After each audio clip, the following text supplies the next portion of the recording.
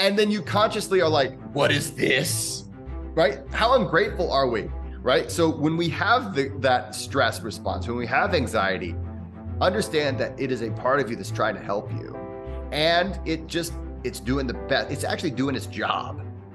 It's just our job as the conscious thinking part of ourselves to speak back calm if we need to calm down. And we can do that through breath. And it can be as simple as lengthening our exhales, taking actual deep breaths, deep, full breaths, belly, ribs, chest, relaxing out, slow the exhale. There's so many different techniques. Welcome to another episode of the Limitless Live Podcast. I'm your host, Kyle Smith, and if you have not done so, hit that subscribe button so that you never miss another podcast. And if you love this podcast and you want some more tips and tricks on how to improve yourself, go ahead and subscribe to my YouTube channel. There are a ton of instructional videos there. You can find the links down below. However, my friend, before you do such a thing, I would like you to stick around for this linguistic master of breath, the breath linguist himself, Jesse Coomer. Oh, yes. Oh, I can hear the audience going wild. Eventually I'll have a soundboard with the applause. We need that's the next step for the is having that. Well, I appreciate you having me on. Thanks so much, Kyle. Dude, I appreciate you being on. I was just telling you before about your intense breath sesh that I had this morning in part to prepare for meeting. I wanted to make sure that I pulled a little bit of yourself into the present so that I could just be at the same frequency, same vibe as yourself. And man, very, very useful tools and tactics that you got in your breathing. And the question that I like to start with, which I'll kind of leave it off hanging, but I want you to speak what you do. But cool. The question I like to start with is, how is it that you impact the lives of people around you? Well, there is the hope, right? There is the hope that I impact people well. We are creatures that are social. So social creatures look to others to know how to behave, how to respond, how to act, because it's much easier to do that than it is to think critically for yourself. And I am just like everybody else. I am prone to looking at other people to know how to act and how to behave. But I do hope that the time that I invest in my own critical thought and self-examination, hopefully, is impacting people well, so that, as I say on my YouTube channel, that people can choose kindness over any other kind of action, so that we can take better actions for the world around us. So that is my hope. Now, how it actually turns out, we have yet to see, but that is my fervent hope. That's cool, man. That's cool. I like that. So something that you talk about that really stuck out, and it was very much so the very first thing that I wanted to talk about because I thought it was so cool, but it's the concept of the breath of language. So I know I had like a little bit of it in the introduction, but I think that you talking about the language of breath, and it's so cool because when I was just when I was listening to you, or maybe metaphysically I was chatting when you're breathing to me. Own. It was when I had that thought of the breath being the communication between the conscious mind and the subconscious mind, or the unconscious mind. I was like, oh, perfect. Like, you provided with that sentence alone, I'm like, I know that I can articulate it in a way where it's like, oh, it's trying to get the communication between the top to bottom. And language of breath, my man, like where was that inspiration? Where was that insight? And please share your insights on that. It's freaking cool. Well, thank you. I'm so glad that you found those sessions useful. And when I write a book, this is my second book. So my first book was called A Practical Guide to Breathwork. And I am a firm believer that you need to wait until you really have something to say. And that's when you know you have a project, you've got a song, you've got a movie, you've got a podcast, right? You have something to offer the world that it needs. And back when I first started with Breathwork, I needed that book, but it didn't exist. So that whenever I decided I'm going to write that book, A Practical Guide to Breathwork, I was trying to find a way to explain there's a lot of different voices in this space, and a lot of claims and a lot of confusion, at least that I had, especially early on. And so, that's why I wrote my first book, A Practical Guide to Breathwork. Now, me writing books and me thinking about things in linguistic terms, it may just be my nature. I am a recovering English professor. So I did 11 years in academia. And it's funny, you make it up the echelons of academia. You get to be, you start as the assistant professor, and then you get a promotion, usually after maybe 5 years or 6 years to a associate, and then you get the full professor. And then that's usually whenever you just stay there forever. But that's actually when I quit. But I quit because after my first book, people were saying, the way you explain this makes a lot of sense. And it is the book that I wish I would have had earlier on, or I'm so glad this book exists. But with me, I'm endlessly curious, and when I'm fascinated in something, I'm like, why is this so powerful? I get up every day and I'm still surprised that it is a thing. But when it came to the language of breath, I was continuing, and I have this in my first book. So the first book, it's not like the second book makes the first book obsolete. So definitely, I just want to make that clear. But one of the things I was starting to understand a little bit better is the role of internal awareness in breath work. And so internal awareness is something that so often we talk about. We say, you got to become aware of your feelings. You want to, be more connected, and we talk about it a lot. But what does it mean? What can we do with it? And so and I was been very fortunate to befriend a very prominent neuroscientist in the United States. His name is Dr. Autumn Music, and to study with Dr. Cynthia Price, who's a research psychologist in the field of basically body-oriented therapy. And they've done an enormous amount of research, and that's really helped inform my understanding of how breathwork works, based off of a new understanding of how the human organism works. And so when it comes to the language of breath, and my book explains this in depth, but I want to share it with you and your audience, is the first part of, I do this basically in 3 sections. The first part of the book is explaining why the way we look at ourselves needs to change. We as a species we need to rethink what we are, as opposed to just how to get this paradigm that we've already really bought into. Why is it that, we just got to keep thinking within that paradigm? We have to rethink what a human being is. The second thing is, once you understand what you are, then how do we interface with this new paradigm? How does that work? And it turns out, and I'm going to explain the first part a little bit more here in a second, but I want to give you the 3 pieces first.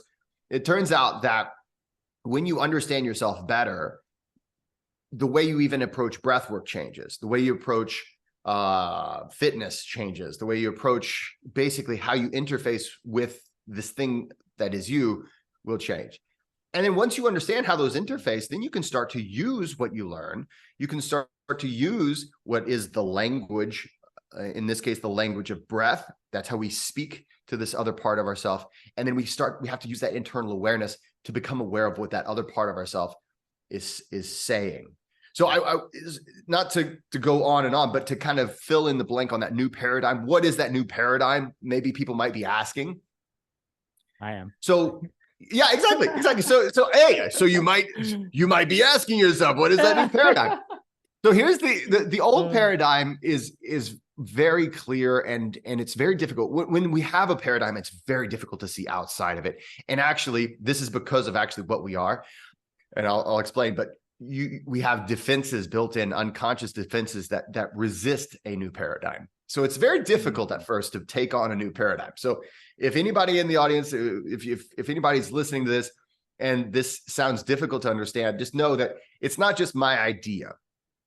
This is not just Jesse Coomer just one day was like, you know what, let's change the paradigm, man. This is based off of decades of research on what we are as a species. And all I've done is explain it in a way that's a little bit more, I think, easy to understand. I think it was Einstein who said that everything should be made as simple as possible, no simpler, right? So I've simplified it. I've made it to where it's not any simpler. I've not oversimplified it. The paradigm that we live in right now is that we have a mind and we have a body, right? And it's basically that this mind is in charge of controlling the body, and that we walk around, and that's, the body is there just as kind of a vehicle to get the mind from one place to the other. And there's really a fundamental difference between the mind and the body. And it's almost as if there's like some kind of a border between, like on your neck, right? So you've got the stuff south of the border is the body, and the north of the border you got your mind, and they're two totally different things. Actually, I don't know if you're old. You remember Ninja Turtles, right? Oh yeah. You remember? So Shredder was one of the bad guys, and then they had the brain guy. He was like Krang or something like that. Do you remember? Yeah, yeah. It was either Crane or Krang. One of those. Yeah, so one of those guys, right? So he was a disembodied brain, and he had the mechanical legs, and he would kind of do the joysticks around. That is kind of how we view ourselves. We view ourselves kind of like that. And it's in the book, I actually did some research to kind of figure out where these ideas started. You can go all the way back to the early days of Aristotle. You can trace it back to antiquity. Rene Descartes, famously known for I Think, Therefore I Am. He's the one that is credited with really codifying the mind-body, what we call mind-body dualism, that they are two separate things. And you got to listen to your body, because it's going to, if you take good care of it, it'll take good care of you. But it's not you. It's a thing you possess, right? So in the language breath, we have to understand that this is a paradigm that's it's served us better than the previous paradigms, but it is a flawed paradigm. And we know it is, and we've been hinting at it for a long time, because if you look at the last couple of decades, we're like, hey man, mind and body, you got to bring them together. And we've intuitively known this, but it's so difficult. We've got language that it reinforces the separation. We've got thousands of years of separation, believing these two things to be separate. Well, the new paradigm I'd like to invite a person just to consider. You don't have to believe me. You can just consider it, right? Is that you are one whole organism, and that the mind and the body is all part of one same thing. You are a singular organism, a whole organism. You are 37.2 trillion cells working together as a single thing, and it's all working together to survive and thrive on planet Earth. What we have happening is that we experience this in two kind of distinctly different ways. We have a conscious experience of it. That's what we normally associate with my mind, right? My problem-solving, thinking mind, who, is what I have access to, right? But the vast majority of who you are and who I am is actually unconscious. So there is a conscious experience, an unconscious experience, and we experience this all together, and we feel like it's all the same thing. But there are two different processes that are existing at the same time that ultimately make up who you are. And so if we understand ourselves this way, as a relationship between these two parts of ourselves that are both important, both very important, not one more important than the other, that's a more accurate way of looking at ourselves, and a more useful way of looking at ourselves than the operator and machine, and really ultimately the slave and slave master, right? We've looked at ourselves that way. No wonder we treat each other so badly. But if we look at ourselves like a relationship, then what we can start to do is say, well, okay, well, how do these two aspects of myself work? And then we can start to learn how to interface with these two aspects. And when these two parts of you work well together, you experience what we call alignment. We start to really, we live in accordance to our values because every part of us is working together. When they're not working together, this is when we have rumination. This is when we experience the negative effects of anxiety and stress. And we misinterpret. And you got me on a tear here, so I apologize for going on. No, I'm taking it. I'm just like, good. This is good. I'm following along. Like I'm with you. Okay. I just, well, thank you. But so what happens is we've been dealing with this since humans have been humans, though. This misunderstanding about what we are has led to a lot of grief and stress and suffering. So the unconscious is always speaking to you, to the conscious you, and the unconscious is you, right? So at all times, we're taking in about 1 million pieces. What is it? 100 million? No, 11 million pieces of information. Oh, let's see. And 11 million pieces of information at all times we're taking in. And we can only consciously process between 40 and 50 pieces of information at a time. So the rest of that is processed unconsciously. And this is the part of you that a lot of times when we talk about how your brain is a supercomputer, and it's not just your brain, your whole organism has intelligence. Like every cell, there's all these micro intelligences. It's all unconscious. It's fascinating. But what happens is we don't understand how the unconscious is speaking. And so I sometimes compare it to if you are in a field and you were to hear a voice and you didn't know that there was a person there, and that would freak you out, right? I mean, it would freak me out. I'm hearing things, right? So when the unconscious is trying to send you a signal, generally it's sending you a signal that is, we need to send you energy to go charge that hill, or to run away from danger, or to run towards something good too. So it's not always a bad thing. Okay, we're going to energize now, or we're going to relax, right? Now, the issue arises when we don't know where it's coming from, and we don't understand the signal. So for instance, I like to drink coffee in the morning, and that's a classic drink here in North America. We love our coffees. And when I drink coffee and I feel energy, I know where it's coming from. So I kind of look forward to it. I enjoy it. Oh, I have the energy. But if you didn't know, if suddenly you started feeling a bunch of energy and you had no idea where it was coming from, that might freak you out, right? And so that's kind of what it's like when your unconscious picks up some kind of maybe a threat, whether it's physical or social. Social threats are just as dangerous to our species as physical threats. And it's saying, okay, we need to gear up. We need to activate. We need to energize so that we can either escape or we can charge and fight. Okay. So here you are at the office or at the meeting, right? Or you're about to speak in front of people. This is a classic one. I think most of us, okay, I have to speak at the meeting, or I'm in a class. You remember getting called on by the teacher and everybody looks at you, and suddenly you feel what we call stress, or what we call anxiety. What that really is it's energy that you're not really sure what to do with. You don't know what it means. So it frightens you. And when you're frightened, your unconscious picks that up and it makes you create more energy. So you can feel stress, panic, all these things. Once you start to understand the language of your physiology, the language of your unconscious and the conscious, you start to understand what it's saying to you, then you can start to learn how to speak back. And we don't do that with words. if you've ever tried, just calm down, right? Calm down. I'm just going to say, calm down.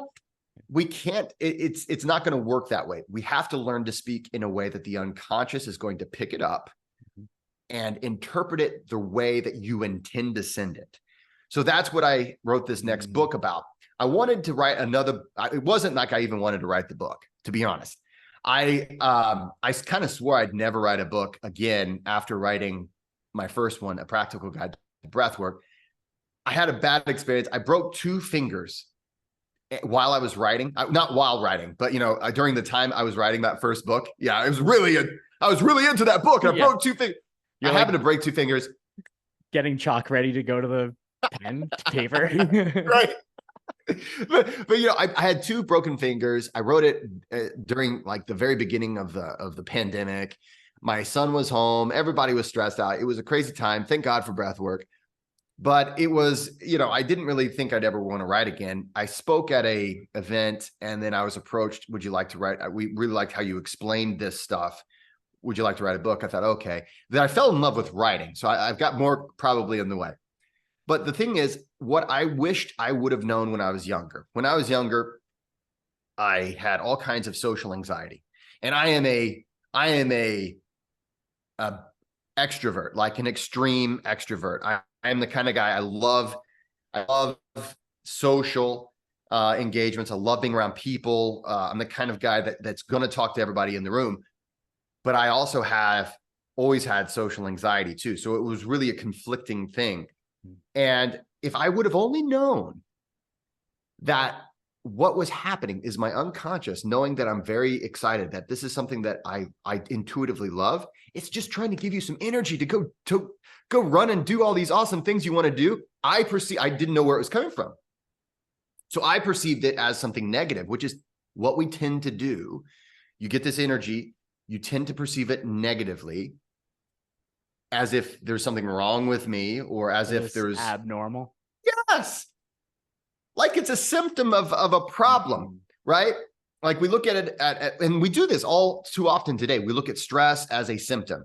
We look at anxiety as a symptom. Well, you can't have symptoms unless there's something wrong with you. And so I want people to know there's nothing wrong with you when you feel stress, when you feel anxiety. These are absolutely normal things.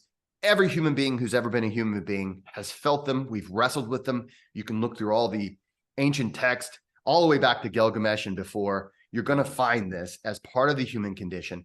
But now in the modern age, we have also many more reasons to have these stress, responses.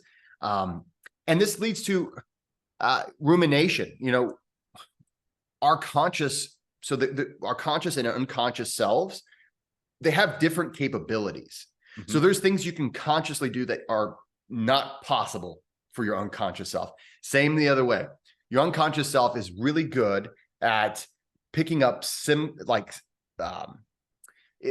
I speak with my hands. So for those of you listening to the audio, we're on Zoom, and I was speaking with my hands, and it said that I was raising my hand in Zoom. So it happens to me all the time.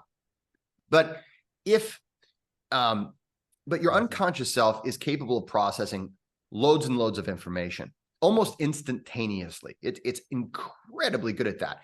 So it's constantly picking up enormous amounts of information from inside of you, from outside of you. It's trying to pick up patterns. It's very good at pattern recognition. It will, based on every event that's ever happened to you in your entire life, it creates a predictive model. Is this safe? Are people generally nice? Are they liars? What is this type of situation generally going to produce? And so we get what we would consider like gut instincts, messages from our heart. Oftentimes we describe it that way, from our intuition. All of those things are basically an insanely high number. Like there's like computers today, maybe a quantum computer, but it's incredible how much information the unconscious can put together instantaneously. And once it does that, it will, if it believes that there's something that needs to be kicked up to conscious processing, it will kick it up there. But it's already going to let you know, I have a bad feeling about this. Or it's already going to let you know, it'll kind of color the experience for you. We don't really do this for everything. And it's only whenever it's like, I need to slow down and really figure this out, that we get that urge to consciously think about something. So it'll kick something up. So now you have conscious awareness, and you're starting to use that conscious thinking part of yourself. And now, again, we can only process about 40 pieces, maybe 50 pieces of information at once. So we're much slower when we use our conscious self, but the conscious you is capable of close examination, critical thinking. Unconscious, it will come to split-second decisions, really intuitions that may or may not be right, and it doesn't even care if it's right. It's just trying to keep you alive. And so the conscious you is like, I want to be correct. I need to spell check. I need to make sure that everything is correct. So I need to filter it, right? Yeah. And so the conscious you is capable of slowing down. It's not trying to slow down, but it's only going to be so fast. But it's capable of checking for accuracy. And then it's also capable of thinking in the future and in the past. Your unconscious cannot think of anything but the here and now. So what has always happened for us humans, and this should hit home for if your listeners are human, right? If you're the kind of person who's a human, this may apply to you, right? So, so what happens is, what you'll do is you'll think of something that is either going to happen in the future or that's happened in the past. And it's maybe unsettling, right? So maybe you've got an algebra test the next day, or an interview, or maybe there's a hurricane coming for your area or something like that.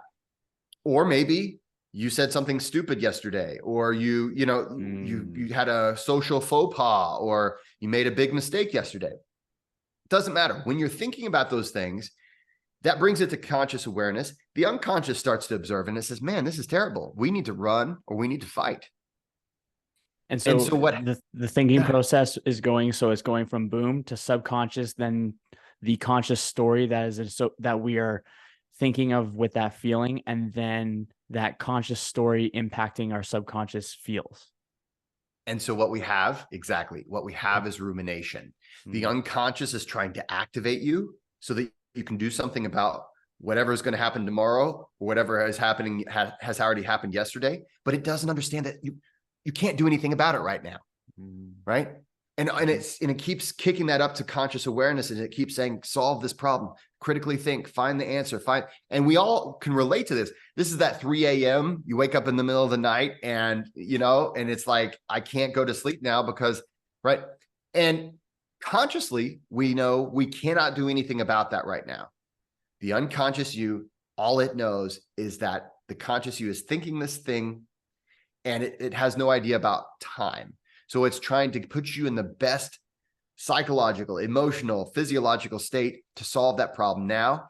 And another thing about our species is that we are an organism of action. So that's what our species has always done. It solves problems by taking action. So it's generally not the type that is going to sit here and just wait for the problem to be solved.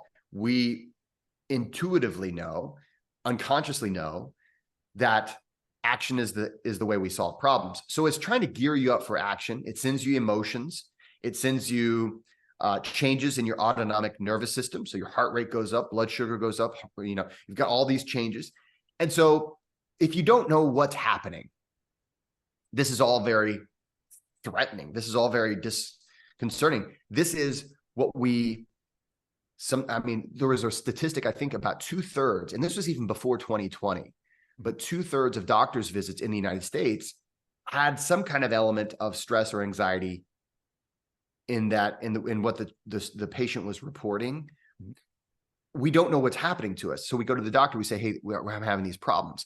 And I don't feel like anybody is explaining this in a way that we can understand. And so I thought, okay, I have to write this down. So that is, I have a deeper explanation in the book as far as how all this works. But using our breathing, this is where the language of breath comes in.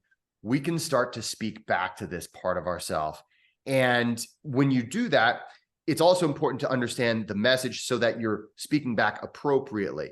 I married into a Puerto Rican family. My wife and her family they're from Puerto Rico, so they all speak Spanish.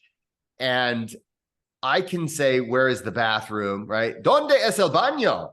Right? The necessities. But here's the problem. If it's not within pointing distance, I'm screwed. Because, if they give me directions, I have no idea, because I don't actually understand, right? I just know how. So if as long as they point, I'm okay. It's the same with breath work. So we want to learn what the unconscious is trying to say to us, how to respond back. And then we want to know what the unconscious is saying so that we can have this conversation. And this is something that it's never going to end. The unconscious you has been there longer than the conscious you. As far as our cognitive development is before we're even born, the unconscious processes are going. And so we have to learn, okay, I have to not only learn this is not a bad guy. There's nothing wrong with me, but also it's always wanting to speak to me. I need to understand what it's saying so that I can reply in a reasonably intelligent way. Sometimes my in-laws forget that I don't speak Spanish because I did the white guy smile and nod thing. I'm like, exactly. And then they'll start to speak Spanish to me, forgetting that I don't understand what they're saying. And it's really uncomfortable, because I have no idea what they're saying. And I'm doing my best, but until I start to understand the language, I can't really speak back. So it's a matter of, when it comes to the language of breath, it's not just breathing techniques. It is learning to decipher what the unconscious is saying so that we can start to learn to speak back to it. It's like the breath is a tool for translation. It is a tool for translation. The breath itself. So in the book, of course, like I said, I apologize to all of you guys who had to take college English classes. On behalf of myself and all other English professors. I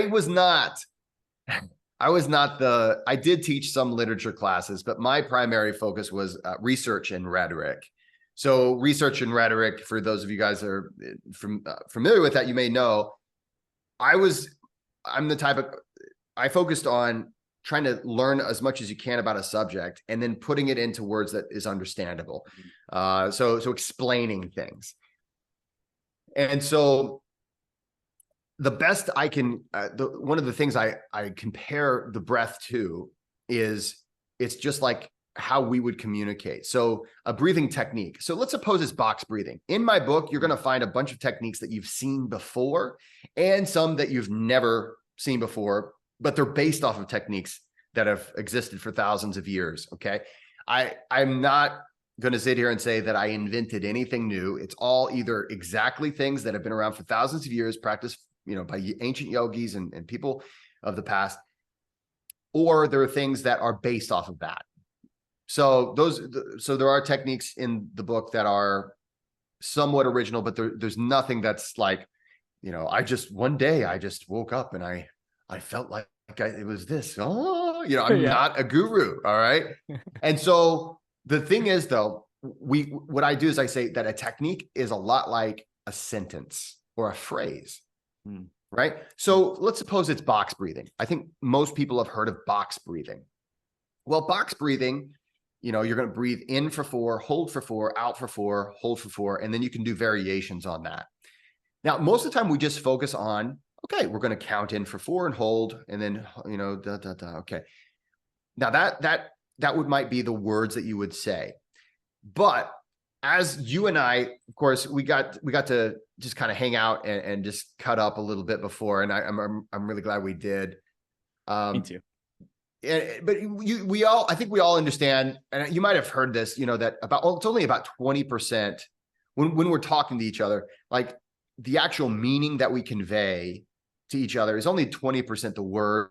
It's about 80% is how you say what you say. So like things like tone, inflection, presence, those are the things that really communicate more than even the words, oftentimes, what you're trying to get across.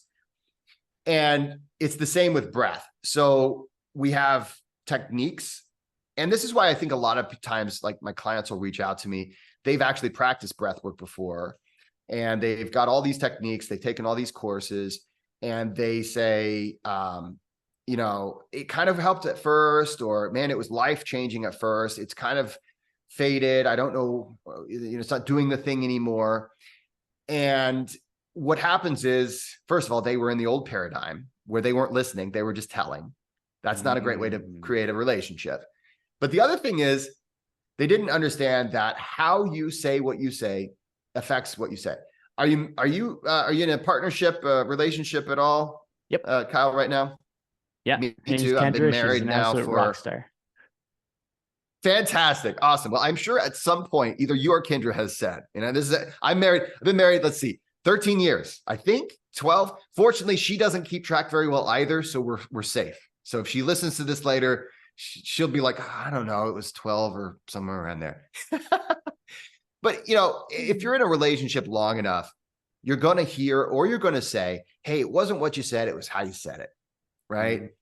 And we do this. We're human beings. Even the nicest, kindest person will have an off day and will say something kind of the wrong way, maybe with a little attitude, and it'll mean something different. So in the language of breath, there's a lot of attention to volume of how much air you're taking in, breath mechanics, how you're breathing, because it's just like, for instance, when you say to Kendra, or whenever I say to my wife, Nicole, I love you, right? So those words mean something. But if you scream it, I love you, and you're like hitting your chest or something, they're like, what, maybe they're rethinking this whole partnership, it's like, I don't know what's going on here. So we have to match our tone and inflection and presence with the words that we're saying.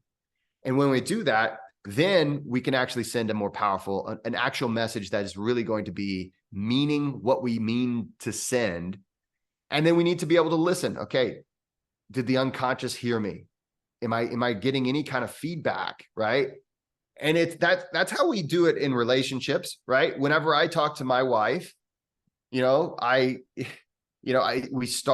generally start wherever our day was, right? Okay, she's at work, I'm at work. We'll meet, maybe we're both stressed out, right? So we have to start there. We can't start at, okay, good night, love you, it's time to go sleep.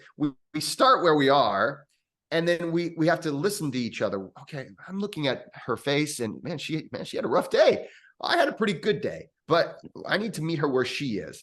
And that's how we work with relationships. Within each of us is the same thing. And so we have to learn to respect that aspect. Man, if that unconscious part of you is freaking out, you can't just expect to do like one simple trick, breathing technique, and then it's gone. Just like if my wife came home and she got fired or, got in a car accident, I can't just say, hey, it's all going to be all right. All right, what's for dinner? Let's go have a great night. Let's say, it's it's the same way. We have to learn to look at ourselves as a relationship. And when we do that, and we can start to build that alignment, man, before you know it, it's not just that master slave thing that we hear about so often. It is a relationship, and I can trust myself now because I don't have to white knuckle it. And so that is the language of breath. That's why I had to write the book. Is because I've started to understand what we really are as humans, as our organism.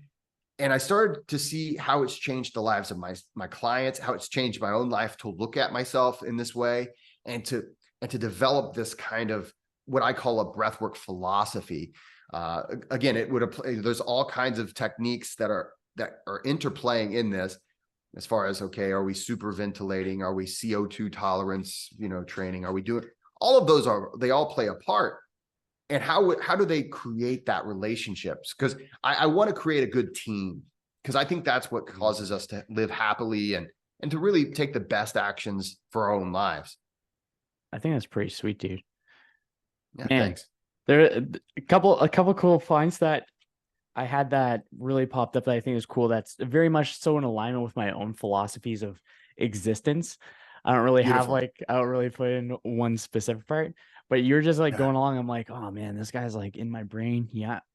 I'm just gonna listen. Just gonna listen. It's freaking cool. But I think I like what you're talking about with the kind of like the relationship. I like to think of it as the collaboration between the conscious and the unconscious. Here it is. And I think of the subconscious or the unconscious as the physical body, and then the conscious as the only variable that separates human beings from each other. So like Mm, from the existence or from the very point, whatever someone's particular philosophical or theological or religious beliefs are of the beginning of time, no matter mhm. what, is that there has to be a creation or for things to be in existence. Okay. And so the thing that I've recognized, and this is my philosophical pursuit of answering the question of what is the truest truth. So I went Oh down a boy. rabbit Oh hole. Yeah, boy. I yeah, love I yeah, love where what from one bearded man to another. yeah, This is good. This is good. yeah, exactly. So with this idea or this question, the only thing that separates humans is our consciousness from one or another. We're all made up of the same universe material, or we're just carbon creations, right? So this is the consciousness that separates us. So it's kind of neat, like what you're saying with how if you're a human, there's so many things that all of us have as common denominators that we can all collaborate with, and then it's just our consciousness that comes up with these neat little solutions that are something that we've created to extend outwards. And to go into the part where you were talking about where it's the marrying of the two, I Mhm. like to think of it like have you ever heard of the Japanese philosophy of ikigai? A, I Yes. So Yes. it's kind of like that Venn diagram where everything overlaps. And when you have two Mhm. circles that overlap, that center spot is the vesicus Pisces. And that is the embodiment of the dualities between two extremes of a spectrum. Mhm. And Mhm. so when you were mentioning that, I was like, yes, the vesicus, the in the middle where, so it's Ah. like when you get to marry the one spectrum of the conscious, the ethereal being, to the conscious, the worldly reality, or I like to refer as the human body as the rental, because if we look at the span of the universe where people are theorizing now that it's like 23 instead of 13 however billion or trillion or million years old, Uh-huh. we've experienced more non-existence than existence has existed. Mm. And so our consciousness So maybe, oh, go ahead. so what you're saying is that we experienced non-existence. Yes. More than Oh, we've ooh, experienced ooh. existence. Okay. And so, because we're just working off of our own timelines more often than not, but if we remove our timelines out of the way, then there's the universe's timeline. And so, what I found with, because obviously we're talking about breathing, what I found with Yeah. the breath is Mm-hmm. that, um, what I found with the breath is that it's one of the coolest ways to be able to sync up the consciousness and the physical being, so that there is that there's less resistance to that marrying of the two dichotomies or the two dualities. And I think Mm-hmm. that within that breath, it connects us to the larger sum, as well as um, significantly improving our subjective universe with the objective universe. I think it syncs that up. That was a little bit of a Hmm. rabbit hole thought. No, I love it. I love it. Um, what if? Mhm. What if? I think sometimes we look at anything that's physical as, especially our own physical form, as something other than ourselves. Hence the rental, or sometimes people call it the earth suit, or things like that. You know, you've not heard that one? Oh, yeah, that was I love the earth suit. I tend to I think that is something that um I think some of that originates from the fact that we see the physical side. We actually see a physical death there. We don't see it, an unconscious death. So we might say, okay, that person returned back to the universe, or went to heaven, or had some kind of a spiritual, maybe rebirth somewhere else. What if? What if every atom, every part of you is you? What if Mm. it is that um, that there's no part of you that isn't you. And when we experience death, um, that's where we want to say, okay, there's something beyond that. And I tend to believe I'm hoping that's the case, right? So I've never been there, but I would hope that's the case. Sometimes I wonder, since we can't see something, we get to say, well, the thing I can't see, I can tell you where that is. I can tell that goes somewhere. This thing I can't, in some ways, and not to, I can't look at the physical thing and pretend that it goes somewhere else. But on the thing I can't see, I can say, it goes to heaven, it goes to hell, it goes to wherever. What if it's more complex than that? What if it's different? What if we are, this is where, this is outside of language of breath here. Okay. So language of breath is trying to deal with the time that we're alive. But who knows? I tend to think that we look at our physical form as something other, but I don't know if that's really helping us see. And so this is something I'm still discerning, I'm still seeking. But I tend to think that it's more helpful to look at ourselves. We have an incredible amount of intelligence. Like every atom in our physical form, it knows where to go. I don't consciously know how to do any of that, right? But an unconscious part of me does. Every cell knows how to take glucose and oxygen and create cellular energy. I don't know how to do any of that consciously, but I know how to do that unconsciously. Like I was born into this world knowing how to create energy out of oxygen. And I don't think we take credit for some of those things because we don't consciously choose to do them. But I think sometimes there is something deeper. I think if we look at ourselves as a relationship, and this is coming back to language of breath, but this is now just often to just two bros with beards talking. I think if we start to look at ourselves as a relationship, because we really are a relationship within ourselves, and then we look at, okay, I am a relationship within myself, and I'm also in relationship to people outside of me, and I'm in relationship with my environment, and we start to see that everything is in relationship to everything else. I think that's a way that we might find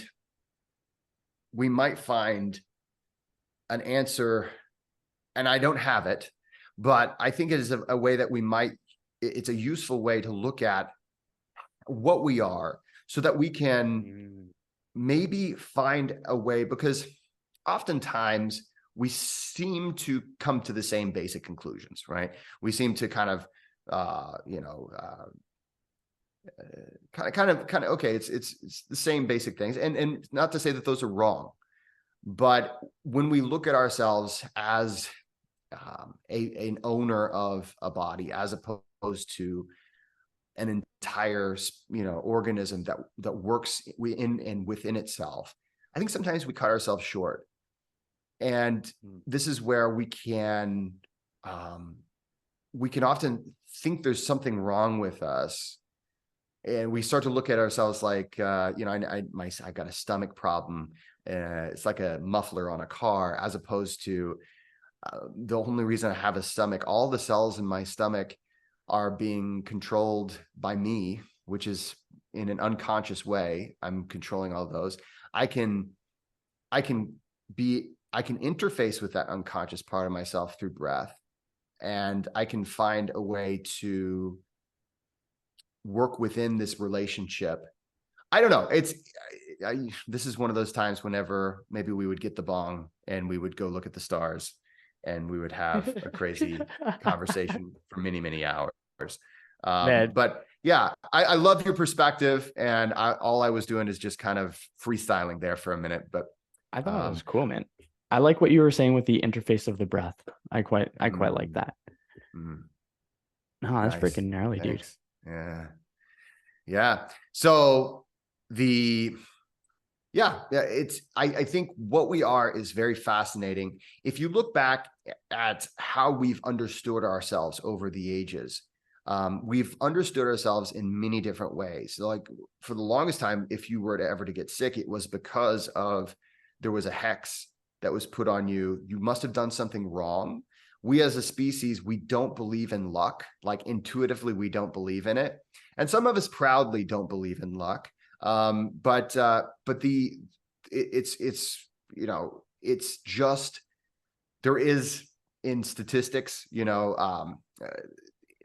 is a variable. You have to take into account that there are going to be things that are unplanned that might happen, and it may happen for no reason that you had anything to do with, right?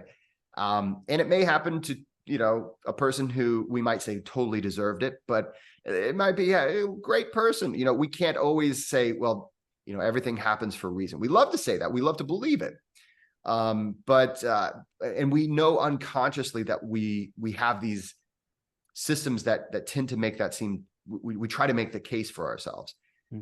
But when it comes down to how we interface with the world around us and with other people, I think that when we look at ourselves as a relationship and we have to have compassion for ourselves at that point. And when we see the human organism as a relationship, like for the longest time, there was a time when actually the longest held scientific theory, so the longest held medical theory as far as what a human being is, was the theory of the four humors. So they believe that you're made of, and you've heard of this. So you're made of phlegm, yellow bile, black bile, and blood. And when these things came out of the balance, then illness or mental illness or grouchiness or whatever would arise. And that was 2,500 years where we couldn't see ourselves any other way. That was how it worked. And they developed ways of saying, well, if you have too much blood, that is also you're hot. You're hot-blooded. You are a hot person. You're sanguine. And if you have too much black bile, it was cold or dry, and that was because we believed that the universe was made out of four elements, and when those elements were in alignment, that's how everything exists. And there was a lot of utility. That was a better system than believing the only reason why you got sick was because you got hexed or because you did something wrong. It was like, okay, there might be symptoms. That was when doctors started and physicians started to actually ask, okay, so what have you been eating? Where have you been hanging out? Have you had this kind of activity? They would prescribe exercise and change in diet. They would also prescribe silly things like roosters, or in my book, I talk about how there's this one guy who went to his doctor one day and he had arthritis, and he got prescribed a rooster because it was a dry bird and it was a hot bird, and that would surely balance your humors. Here in the United States, humorism lasted all the way to the 1800s. And here in the United States, our first president was George Washington, and his official cause of death was a throat infection, but he was bled. So the bloodletting was to balance his humors. He was bled 40% of his blood. And we're talking obviously that didn't help him any, right? But that was, a person could not see outside of that perspective. And that was the president's physician. Or I guess at the time it was a former president. The guy was rich. It was a high-end physician. It was not just some schmuck off the street. He was very well learned. And he said, well, this is obviously the best treatment. So it's important for us, I think, to examine our paradigms and to just be open and to understand that the unconscious doesn't want to be open. The unconscious, you and me, I'm just as guilty as this as anybody else, wants to say the way that I see the world is what I don't want to have any new information. And that is because as far as you unconsciously know, the way you see the world is what has gotten you to stay alive this long. It's what's allowed you to advance this long. It's what's keeping you safe. So that's why paradigm shifts are tough. They're tough, exactly, because there are processes in you that you're unconscious that will try to prevent you from believing anything new. And I think this is why it took me so long to come to this. I mean, I remember people talking about my unconscious. I remember people, but sadly enough, I think when we talk about the unconscious processes, it usually devolves into, it'll devolve into like a free will conversation where do you really have free will and all this? And then you start to feel like, well, I don't want my unconscious to tell me what to do. And we don't really identify as the unconscious. We only identify as the conscious because, again, these old paradigms have stuck around for so long. So I would encourage, and I don't claim to have the answers, but based off of this paradigm that I've been able to uncover, strangely enough, it's been around most of our lives, but the old paradigms, again, nobody really wants to think about ourselves in a new way. It's really opened up a way for me to see my fellow man as I'm in relationship to every other person. And it kind of takes it back to that question you asked me now that I think about it at the very beginning, how we impact each other. And we love to, sadly enough, we think about my life is, I'm on a mission and I've got this thing, but everything we do impacts people around us. How we behave is observed by other people's unconscious, and it will inform them how to behave. And so if you're out there, you are in relationship to every other person. You're not even the ones you're talking to, but every other person that's in visible, distance, earshot of you is being impacted by how you're behaving. And we're in relationship to each other, within relationship to the environment we're in.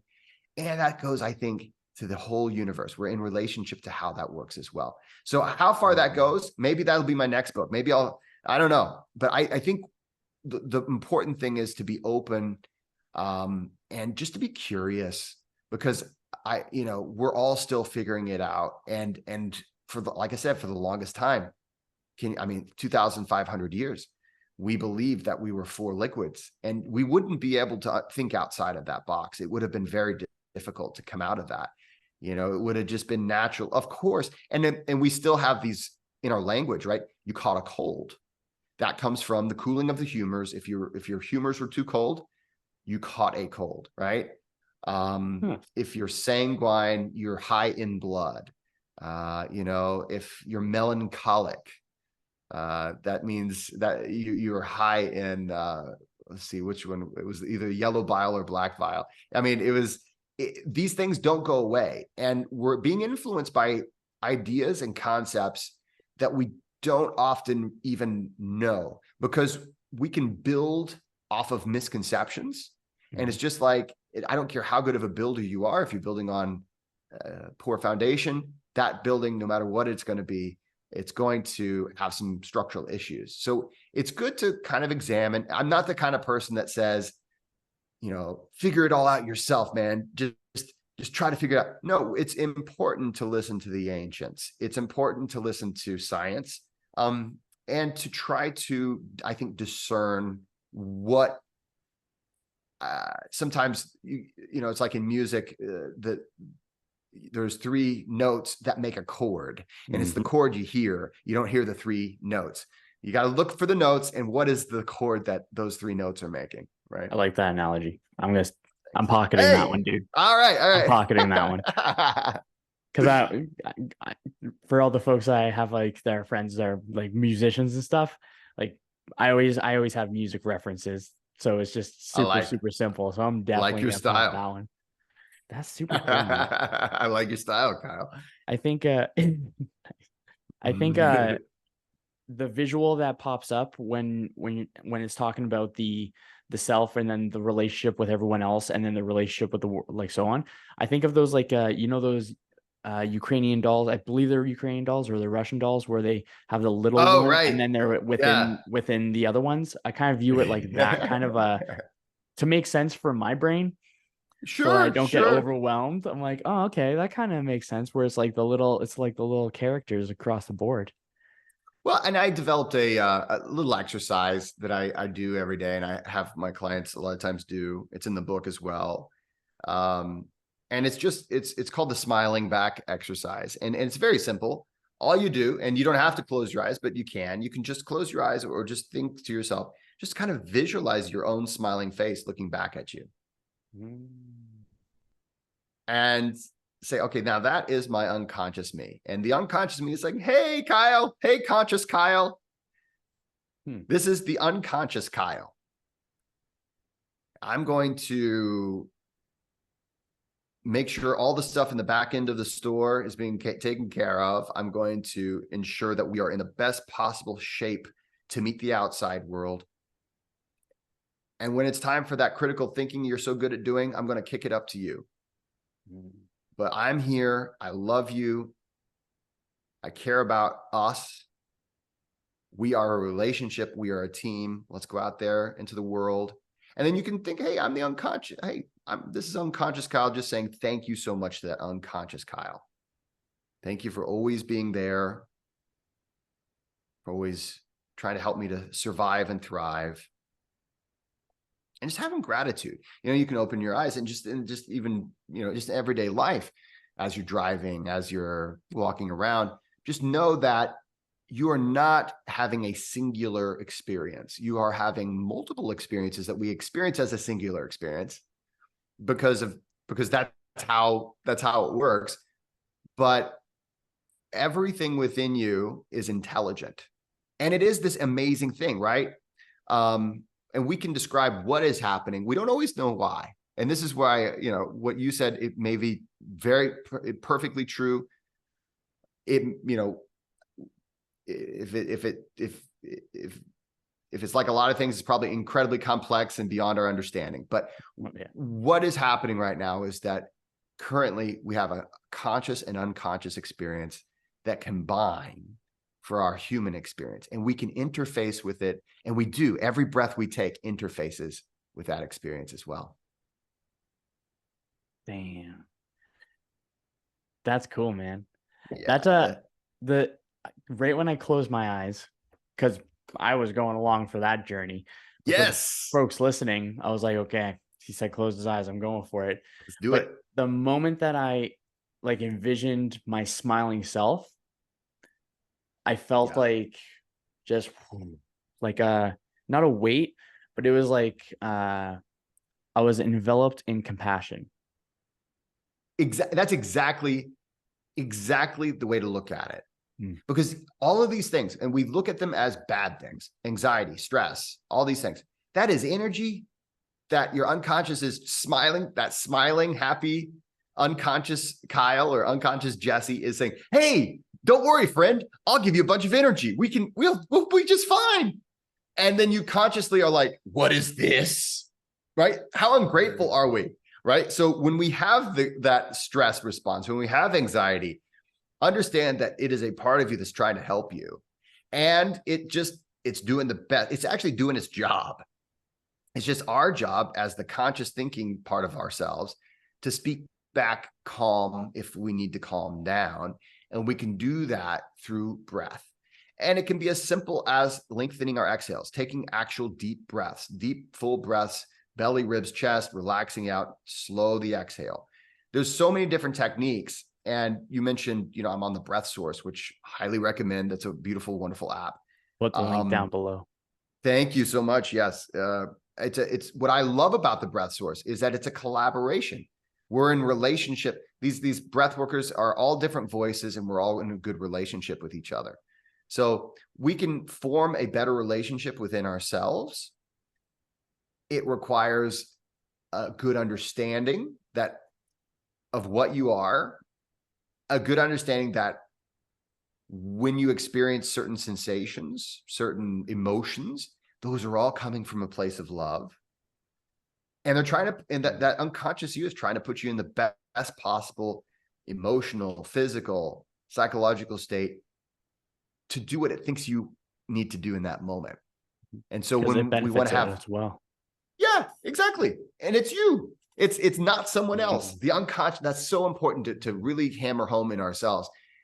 The unconscious me is me. I am beating my heart right now. It's not my heart beating itself. It's not this other thing besides me that's doing it. I am doing it currently, and I'm not having to do it consciously. It takes a little while for this to set in, but we are more than just a conscious experience, a singular experience. We have simultaneous experiences, and they're all working together to create the life that is you. I mean, you talk about miracles, you talk about things that are mind-blowing, things that are cosmic. Why all this happens, I don't know. All I can tell you is this is what is happening, and it's something that can bring you incredible suffering if you form a bad relationship within yourself, and that generally comes from a misunderstanding, just like any bad relationship ever that we've ever been in between two people. Or if we have a decent understanding of ourselves, of this relationship that's us, we can have a really good relationship. And that is what I'd love to offer in my book, in my courses, and to all my clients. Damn. You know, it's really funny because normally I'm much more of a talker. I think it's funny, before we started recording, I think I actually said I like to talk. And there's been a handful of episodes where I've been chatting, or not even really chatting, where it's just like, oh my gosh, like I'm making notes. And this happened with one other person before, but I was making notes and I was listening. And then I was like, oh shit, no, I'm on a podcast right now. I have to like talk. I'm not just in a course. I'm not just taking notes as if I'm like in a course, like learning things. I'm like, oh shit. I think that there's something beautiful in that, where it's like, that's an indicator of presence. And I think what I'm understanding from that, from what I'm thinking of the body mind alignment, is that what you're speaking is just intuitively correct, along with all the information that you got. So you got like the sweet spot where I like to put it in I stole this from Rob Dyrdek, but he has his whole world where it's broken up into art, science, and magic. Ooh, so there's the okay. art of things, Yeah. there's the science of things, and there's the magic of things. And all of those put together create a very fulfilling, joyful, energy neutral existence. Yeah. And man, you got her science and magic and spades, dude. You're just like, thank you, brother. whipping out a wand. Well, I want to offer to everybody that's listening. My book is coming out in October. And if you're interested in learning more about this sort of thing, that's what the book is about. And I also offer training to breathworkers. So I do run a breathworker school.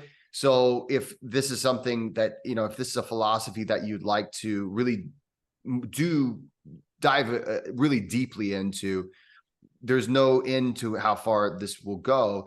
And I'm still learning. And I'm very fortunate that we've graduated a lot of amazing breath workers who come back and they said, this is something I've found out. This is something I've learned. And we incorporate those things into our trainings as well. But I am going to be doing a free, a challenge, because of course I'm having a book launch, right? It's coming out in October. So October 24th. So the book is available for pre-order right now from all places, anywhere a book is sold. You can find it now for pre-order. Of course, Amazon and all those places are pretty easy, but in Barnes and Noble, Books A Million, all those. But this whole concept, this paradigm, is such a game changer. Once it's really something that you can embrace. And I will say it's difficult even for me, right? Because our whole culture is in the old paradigm, master slave, Krang and machine body. I mean, we are in that paradigm so much. I mean, to call your body a machine, we do it all the time, right? Our brains are computers, our bodies are machines, and we're stuck in those things. And the metaphor has become a hindrance as opposed to something that help us learn. So what I want to do is, with the book launch, I'm doing a free challenge. And I will send you the info for that. If you just go to my website, it's languageofbreathcollective.com or jessecoomer.com. You can sign up for the email and you'll get the opt-in for the free challenge. It'll just be 3 days. And 3 days we'll get together, and it'll all be ways to start to hear that voice of the unconscious. Once you know, and this is the crazy part, there are undeniable voices that are happening within us at all times, that are happening currently at this moment. And once you can start to really become aware of them, then you're like, wow, that's legit. And that's when breath work opens up and it becomes something that's, I love I thank you so much. You mentioned you've done my breathwork sessions, and those are fantastic. And there's a whole art to that I teach my breath workers. There's a lot of that. I love what you said, art, science, magic, because that's breath work. And that's us. That's all of this, right? And so once you start to learn that that paradigm really is different, we have to prove it to ourselves. Experience is what the unconscious is looking for to prove that thing. Once you prove that to yourself, then you're in a place where you can really make some powerful changes to that relationship to make it into a positive relationship. Then you're the Jesse Coomer that is, instead of being, misunderstanding the energy that I get when I am going to go be social, I misunderstood it for anxiety. I realize it's excitement. It's easy to see. I don't have to consciously reframe and do all these tricks that people do before. I just intuitively know it because I know myself that well, and I know my team. So I want to invite everybody to that. That's going to be the first week in October. And again, just sign up for the newsletter, and you'll get the updates on that as they come out. And you can always find out, of course, jessecoomer.com, or you can go to languageofbreathcollective.com for if you're interested in training to become a language of breath worker, or we also do have an online course that we offer as well. So but yeah, these are things that are available to us, and I just am so excited that I got to bring it to your podcast today, Kyle. Dude, I'm going to partake in the 3 days for sure. Definitely. It's I going hope to be fun. Yeah. And I'm not 100% sure. I don't think I made a note of it. Did you mention what your new book name is? Yes. The new book is called The Language of Breath. And okay, here it is. Language of Breath. Okay. Yeah, cool. The Language of Breath. And then the other one was The Practical Guide to Breathwork. My first book is A Practical Guide to Breathwork, and it's currently available on Amazon, Audible, and Kindle. And it's a fantastic. The way I wrote that one, the first half of it is the why. This is what's happening. This is what breathwork does. This is kind of the history of how we got it in the West. And then the second half is all techniques. So I wrote it so that the day you pick it up, you can start practicing the techniques as you read the first half. So you can just flip to the second half, start practicing, kind of experimenting.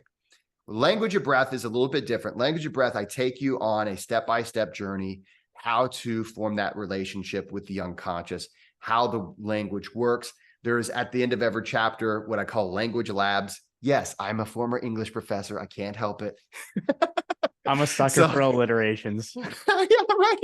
So I can't help it. So I have language labs at the end of every chapter, ways that you can incorporate what you learned in the chapter to develop that relationship with the unconscious.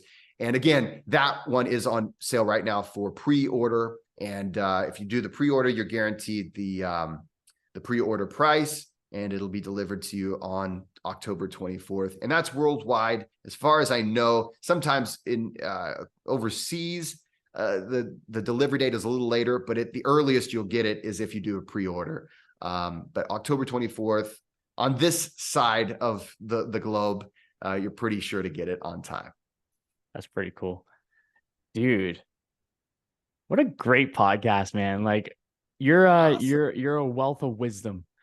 You are you got some great vibes. You have great energy. You got great knowledge, wisdom. You got objective, subjective information that you're drawing from.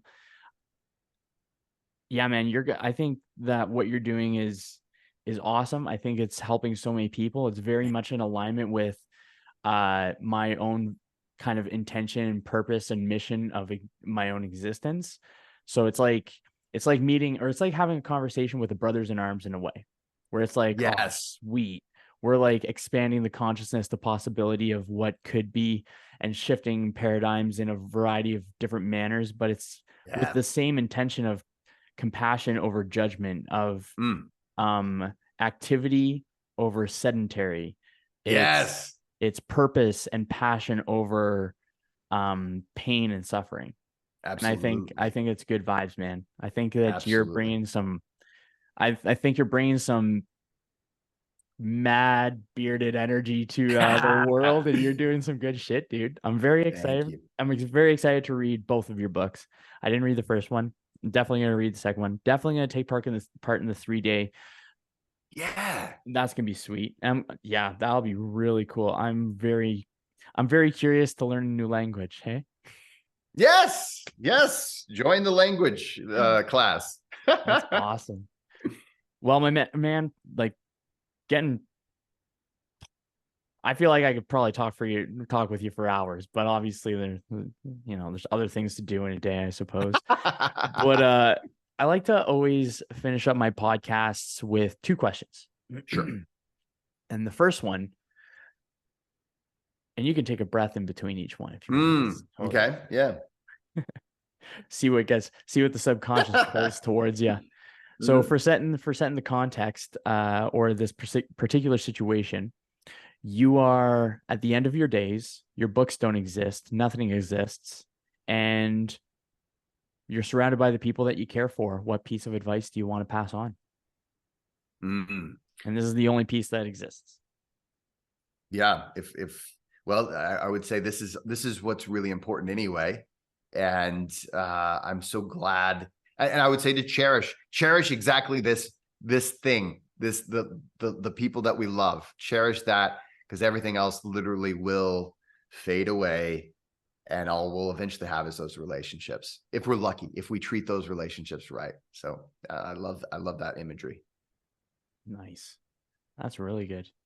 Now, one of my favorite ones is the best version of you that Yeah. you envision, maybe the deeper subconscious version that's whispering in your ears, come on, Jesse, you can do this. But the very best version of you is sitting next to you right now. What piece of advice does he give you for this season of your life? Man. I would say, I would think that at my best, I would give me the advice to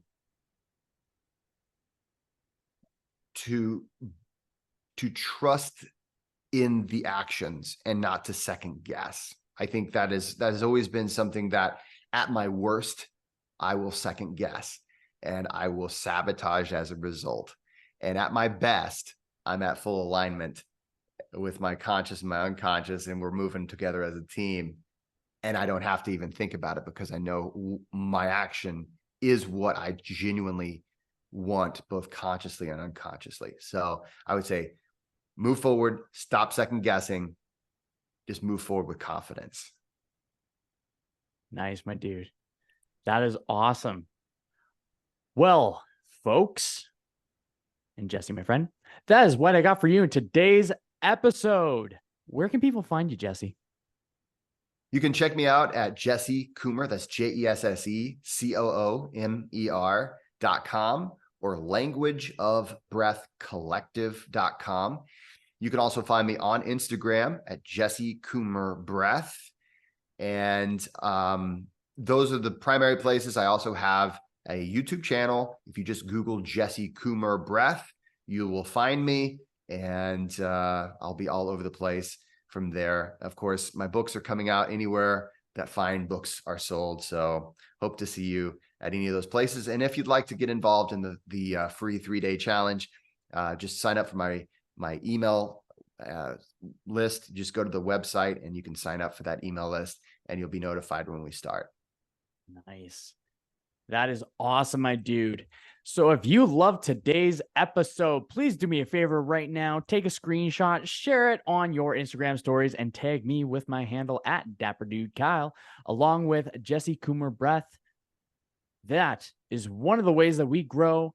And until next time, keep up the kindness. And I hope that your day treats you as good as you look.